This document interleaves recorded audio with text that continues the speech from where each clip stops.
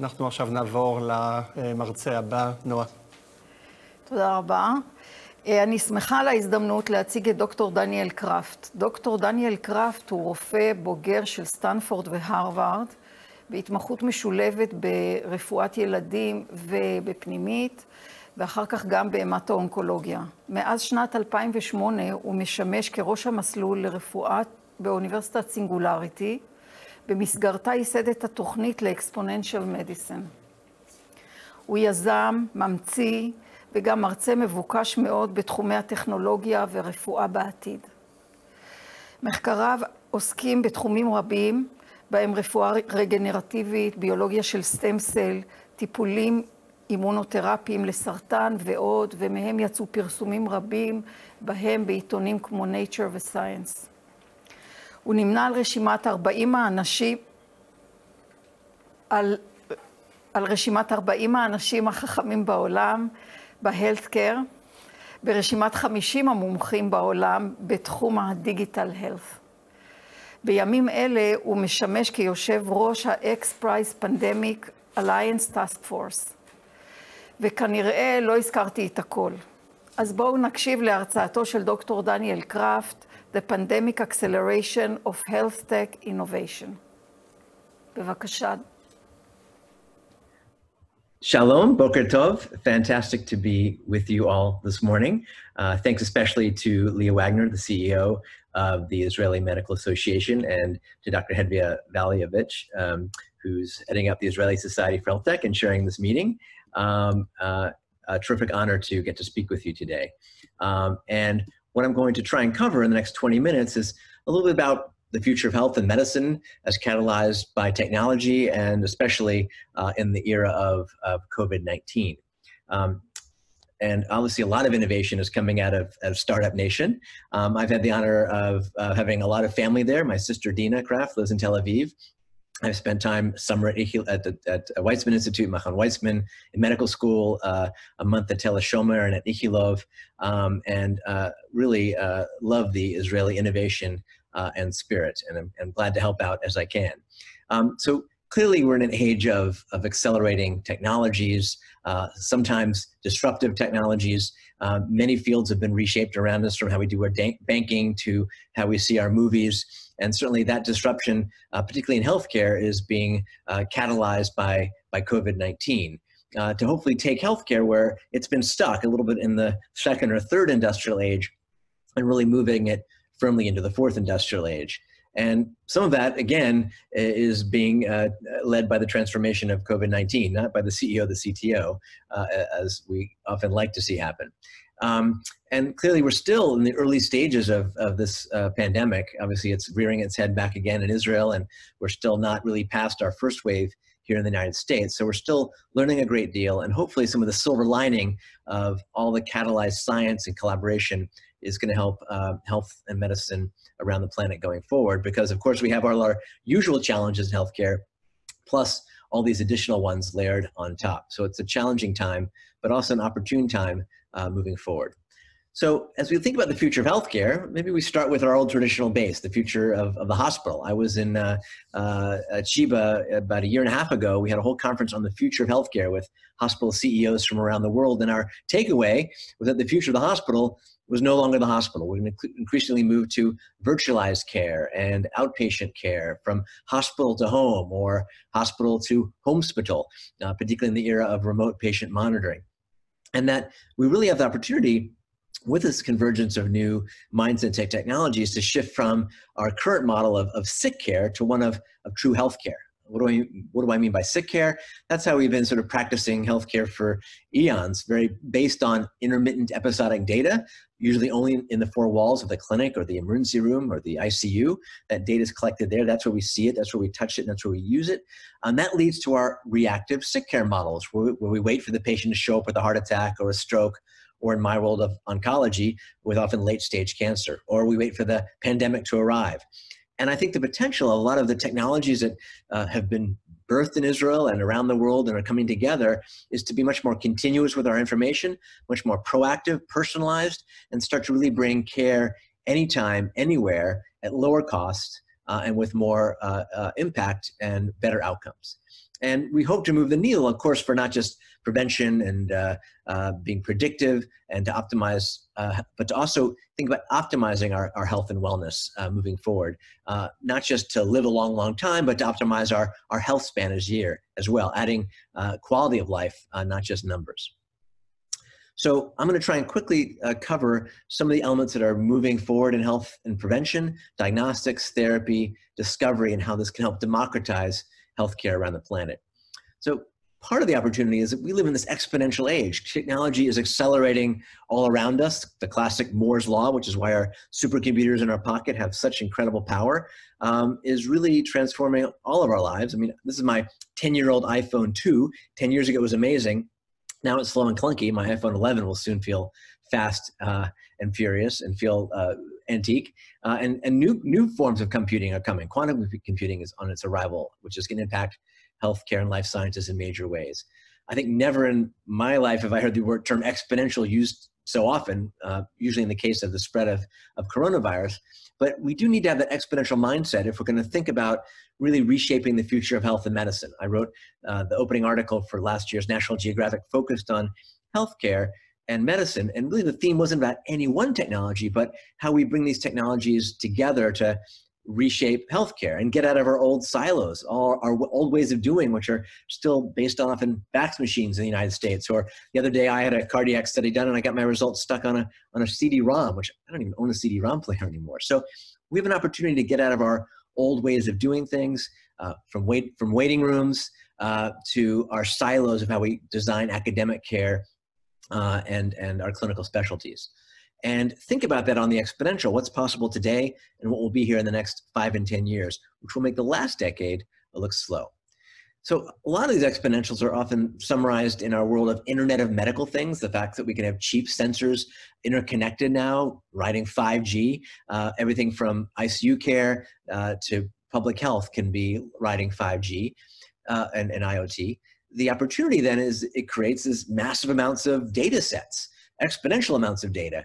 But often we have a challenge connecting the dots, interoperability. What we do with our imaging data, EMR data, sequencing data, digital exhaust is often hard to connect. And there are often political and misaligned incentives to sharing that information. But we need to do a better job of connecting those dots because we have a big gap between our data, turning that to actionable information at the point of care, in the clinic, in the lab, and translating that to knowledge we can use right away, whether it's for managing a COVID patient or for any other acute or chronic disease. And I think that's a big potential is to narrow that gap and accelerate that narrowing.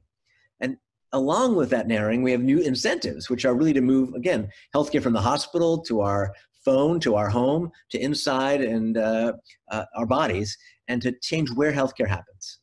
Increasingly in the United States, it's happening in our corner pharmacies. They're battling it out to provide primary care or through telemedicine type visits, which has exploded 1,000% in the COVID era. Walmart is rolling out focused, dedicated health centers with physicians and dentists and even veterinary centers. Minute clinics are rolling out with design thinking and obviously playing a key role in COVID-related testing here in the US. So who's practicing care, where it's being delivered is shifting. And a lot of that is being enabled by our era of mobile, connected, digital health. I think we'll just soon call it health. But this era of digitization, all this new data and data sources being appified and individualized has a lot of potential. Still not quite actualized. Just prescribing someone a Fitbit or a connected blood pressure cuff isn't going to necessarily lower their weight or their blood pressure. But we're learning how to make sense of this data moving forward and blend the digital side with what's happening in synthetic biology and computation and 3D printing and personal genomics and virtual reality. All these technologies converging, super converging, to the point where we're creating entire new fields that didn't exist 10 or 20 years ago, from computational biology to design of antibodies, personalized robotic surgery, digiceuticals, entire new fields at the interface of technology and healthcare. And we need to leverage those technologies and mindsets if we're going to attack COVID-19 and pandemics of the future.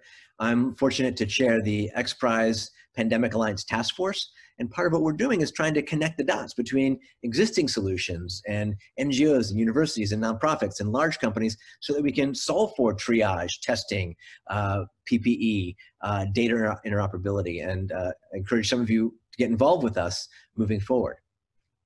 And part of that theme, again, is to address our challenges. We need convergent mindsets on the exponential. I founded and chair a program called Exponential Medicine, where every year we get together about 800 people from 45 plus countries, from all sorts of fields, patients, physicians, pharma, investors. And it's quite magical when we cross-fertilize at that level. We've had many amazing Israeli entrepreneurs there, from Yal Gura, from Zebra, to Jeremy Levin, from Teva, Ron Balancer, Yonatan Adiri, and others. And it's kind of that spirit of catalyzing new thoughts and ideas, but also realizing we need to change our mindsets. This is Tony Young, the head of NHS Innovation, who shared this old quote: "The difficulty lies not in the new ideas, but in escaping from the old ones." So I challenge you to think, what old ideas do you have, or your organization has, that's maybe holding things back as we attempt to move forward? Or what are the regulatory barriers? Actually, the FDA came to our program and got on top of what's happening with software as a medical device, and now whole new pathways have emerged for digital and software and medical devices and apps going together. So hopefully some of you can join us this fall virtually or in person a year from now. Lots of great talks and other elements at exponentialmedicine.com from John Halamka and beyond. So in this exponential era, just think how quickly things are moving. It's only been 11 years since the first Fitbit came out. I'm wearing a Fitbit and a Whoop and an Apple Watch, and we now have all these incredible ways of collecting and measuring our physiology and our behavior, and hopefully leveraging that to change our behaviors and tweak them, whether it's to stop our smoking, or our lack of activity, or stress, or not enough sleep, or to manage our behaviors in terms of risk and social distancing in the sign of COVID. And these sensors now, of course, are evolving from the simple wearables to the RFID that lives inside our pills to track adherence, to digital patches that can have an intensive care unit level of diagnostic capability. And it can just be simple, small data from something as simple as a Fitbit tracking someone's steps after they've gone home from a total hip replacement, or after they're recovering from COVID. Are they getting better and walking more every day, or not doing so well? We can measure simple, small data, or also tell how a cancer patient is doing and their likelihood of recovery. So it means we need to move from this era where it's quantified self, where the data lives on our own phones and is siloed and just owned by the patient, to one where it shifts to quantified health, where we're using that data continuously to optimize prevention and wellness, do earlier diagnostics, and better feedback looped treatment. And of course, there's all sorts of new quantified self tools. The old-fashioned blood pressure cuff, now fits in a watch band. We're seeing some that are turning into radar-based ones, so seamlessly can collect blood pressure 24/7. And BioBeats out of Israel just approved last year to do that. That's going to be a big game changer. Or other folks doing that with pulse oximetry, or soon, hopefully, to have real-time continuous glucose monitoring from our wristbands.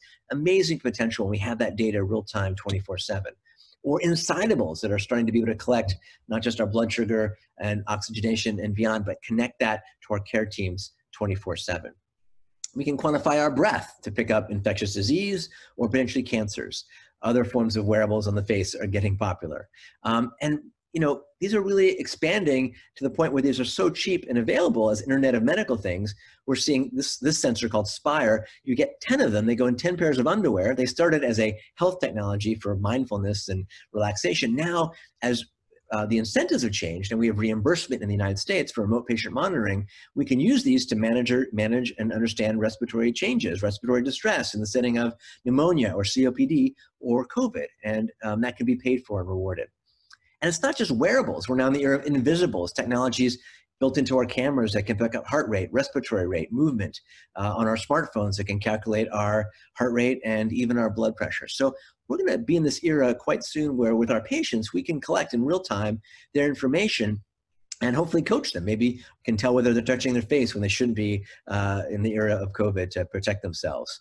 Or using cameras to track aging in place. Are those older couple, are they hydrated? Are they dressed? Have they had a fall? All done with cameras. Or listening to our voice as a biomarker is pioneered in Israel by Vocalis and Beyond Verbal to pick up heart disease. Or maybe the voice can be a biomarker for coronavirus, as many people are studying. So tremendous new ways beyond wearables. Even our Wi-Fi can now be leveraged to measure the vital signs of 10 or more people in the same room. This is a technology out of MIT, now a startup, to the point where we're going to, again, use this information to 24/7 measure certain forms of behavior. There are concerns with privacy and who owns that data. We're always going to be online with our digital exhaust, and that creates opportunities and challenges. It's challenging for us as physicians. We don't want to be overwhelmed with data that we have to then parse and log into 15 different apps and get burnt out feeding the electronic medical record. We need to think about workflow. How do we integrate that into our day-to-day life so that's not just data, but actionable information and improves the clinical experience going forward? Part of the challenge is if you're receiving your patient's Fitbit data, for example, what do you do with that? Well, Google Health, Verily, is now doing the baseline trial, 10,000 or more volunteers sharing their digital data, their genomics, their medical records, so we can make sense of that. We're seeing this era of, I like to call it predictalytics, a bit of a FICO score integrating multiple streams so that we really can get insights about our patients, hopefully early. The idea of having a check engine light for the body, similar to our modern cars, to give us proactive warning before you blow the engine, or to call emergency if you've hit a tree or hit another car. And we're seeing that sort of crowdsourcing check engine light come in the era of COVID. There are crowdsourcing platforms so you can self-report your data. There's been amazing work in Israel with diagnostic robotics to track outbreaks and be able to respond to hotspots and do smart triage. We've seen in the United States using digital thermometers called Kinsa that we can predict from temperature rises where there will be outbreaks of COVID. And increasingly, again, use that sort of crowdsourced data in impactful ways for public health. Or even our wearable devices can tell when we might be getting the flu or are being studied now to tell whether they can measure the onset of COVID at early stages. And so we're going to start to glean and integrate this data, our social metrics data, to the point where, as we're trying to open society, know who we are safe to shake hands with or be in the same room with. And of course, there's the element of contact tracing and beyond, the appification of COVID and public health that's already been demonstrated in Israel and Korea and beyond, is now going the next step up, path check and other elements, trying to create whole digital layers without sacrificing privacy. There's Apple Health, obviously, but recently launched a platform called Common Health for Android phones. And the Common Health platform is working with IDEO, a design firm, to build Common Pass, a platform so we can do essentially passporting in our era of COVID. Can you travel? Have you been tested negative that day, or do you have antibodies? And being able to share that data in smart, impactful ways. So lots of opportunities to blend the digital health dots in public health and beyond. What about the catalyzation for diagnostics and monitoring? And in an era of COVID especially, it's a spectrum, right? We have some of our at-home devices, something like a simple pulse oximeter that can be used to detect potentially changes. Those data need to be driven into insights for clinical and public health teams, and to make sense of using that as we track populations proactively. And again, that monitoring might be to determine who's susceptible, who may have been exposed, who's symptomatic, and how someone's recovering, or to triage them to care if they're in the middle of their illness. And a lot of that is with existing platforms or emerging technologies that are essentially medical tricorders in our pockets. So what used to require a medical clinic can be done with our mobile devices, or the integration, a smart quarantine at home kit called Gale, started by an Israeli entrepreneur here in Silicon Valley, just connecting the dots and software with our pulse oximeter and our stethoscope and our thermometer, again, with existing technologies to connect the dots for care. Obviously, TytoCare, another great Israeli company, is now rolling out in the US and beyond to enable the video visit to be much more engaging and data-driven. Stethoscopes, like the Echo stethoscope out of Berkeley, can listen to your heart sounds, also do an EKG, and does a much better job than me at listening and diagnosing cardiac murmurs, or listening to heart sounds, or other challenges. So we're really in this era where we can upskill ourselves. We don't need to be a highly trained ultrasonographer to use an AI-powered ultrasound. That can go to the patient themselves, or increasingly democratize diagnostics around the world. This platform, the butterfly ultrasound, is even being used and being shown to be useful in COVID for tracking pulmonary inflammation across that process, and another example of smart, mobile, cheap technology for diagnostics. And of course, our embedded Apple Watches now can do simple things like pick up atrial fibrillation. They'll soon be picking up hyperkalemia. There are going to be the emergence of increasing numbers of sort of smart patches that can basically be an intensive care unit that you can use in the inpatient world, in a normally non-monitored bed, or to more safely triage someone home and to track their course of COVID or other acute or chronic diseases. So tremendous new data flows. The trick is, how do we integrate them? And it's not just our vital signs. Of course, it's the era of the laboratory on a chip. We can do a lot of that now, and again, integrated into our smartphones. You may have seen JonaCare, laboratory on a chip, to enable many new diagnostics at the point of care at low cost, or the rise of the medical selfie, as pioneered in Tel Aviv by Healthy.io. I'm on their board, doing a really amazing job of leveraging the smartphone camera to do diagnostics for urinalysis, to pick up proteinuria for diabetic patients, or even wound care. So entire new spectrums and ways of diagnosing and leading to the delivery of care. In the UK, with this platform, you can get your antibiotics for urinary tract infection delivered. And then, of course, we want to have low cost, cheap, frequent ability to test for COVID to help us open up society and return to school safely. And there's several amazing startups working in that space, academic groups, startup groups, big companies, but many of them have not really gotten to market and scaled. So I've been working with the X Prize and Open COVID Project, Open COVID Screen, and we just launched this week a $5 million X Prize for fast, frequent, cheap, and easy COVID testing. And so if you know of companies that should, or teams that should join that competition, please have them. Some great examples of Israeli startups working in that space in a variety of ways. So, and please spread the word.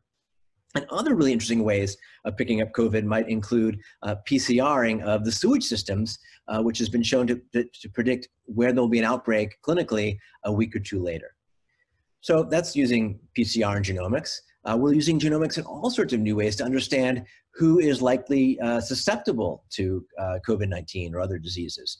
Many of you may already be on the cutting edge of using sequencing or pharmacogenomics to pick the right drug and the right dose.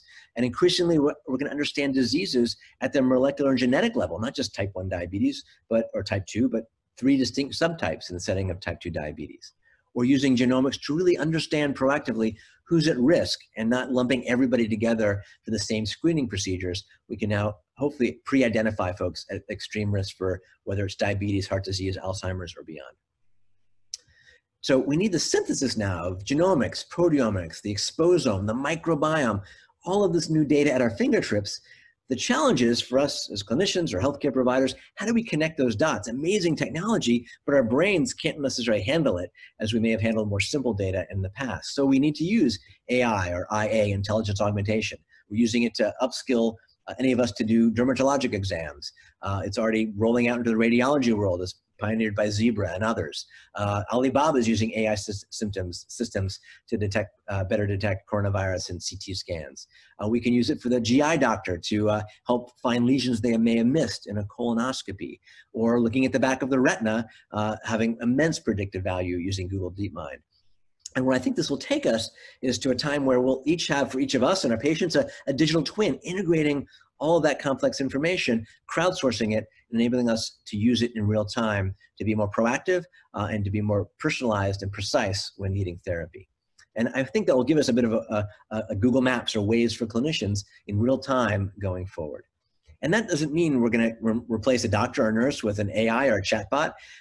It's going to be the combination of what humans do well, what machine learning does well.